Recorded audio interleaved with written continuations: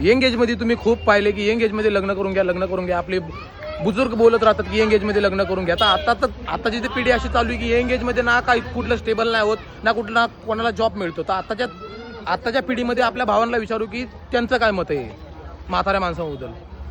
तुमचं काय दादा, की आता लग्न केलं पाहिजे की नाही ह्या वयामध्ये? 21 वय ॲटलिस्ट, मतलब जास्तीत जास्त मॅक्स गेलं की आपण 22. हा, माझं हे मत आहे की 23 ते 24 वयामध्ये तुमचं लग्न झालं पाहिजे. कारण त्या वयामध्ये तुम्ही वेल सेटल पण होऊ शकता की तुमचं क्वालिफिकेशन बेसवरती तुमचं ग्रॅज्युएशन वगैरे होईल, जॉब चांगला भेटेल. लाईक तुमचा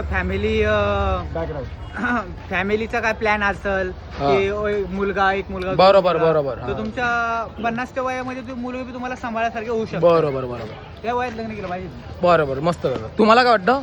तेच तुम्ही जो ह्या भावाला आपला क्वेश्चन करतोय, लवकरच लग्न करायला पाहिजे. जसे पैसे आले तसे लग्न करा. म्हणजे पैसे तर आता येत नाही. आता मी काय बात केली की मॅक्स 22 वयापर्यंत लग्न केलं पाहिजे की नाही. कारण की 22 वयामध्ये आता आपण बघतो की कुठले युवक खूप नशा करतात, खूप हे राहतात. तर ते लग्न करून बायकोला कसं पाळतील? खरी बात आहे. तर सर्वात पहिला स्वतःवरती फोकस करा, मग लग्न करा. मग 25 एज मला बेस्ट वाटते लग्नाची.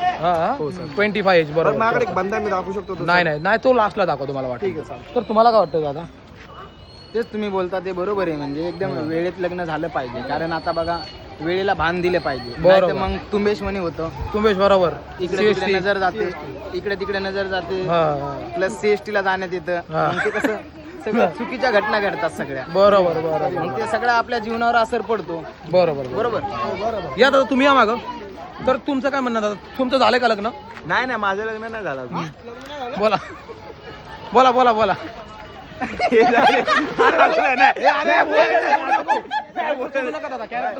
बोलतच नाही आता मी. तुम्हाला काय वाटतं? बोला, तुम्हाला काय वाटतं? 22 वय असं मी मॅक्स बोललो, पण तुम्हाला किती वाटतं की एवढं वय पाहिजे लग्न? मला वाटतंय 25 लोक तर केलं पाहिजे. कारण की ना लोक खूप तुंबलेले आहेत.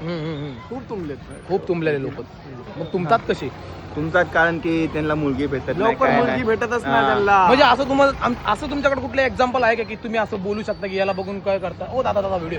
तर असं कुठलं एक्झाम्पल आहे का की तुम्ही आता त्याला बघून असं बोलताय की लवकर लग्न केलं पाहिजे, नाही तर तुमचंही माणूस असं कोण आहे? तुम्ही दाखवू शकता. कॅमेरा तुमच्या हातात पकडू चालेल? पकडेल. पकडा, नीट धरा, असं धरा.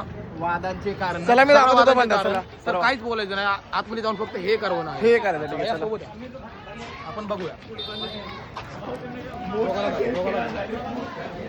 हे किसन हाय करा. अगदा हाय करा.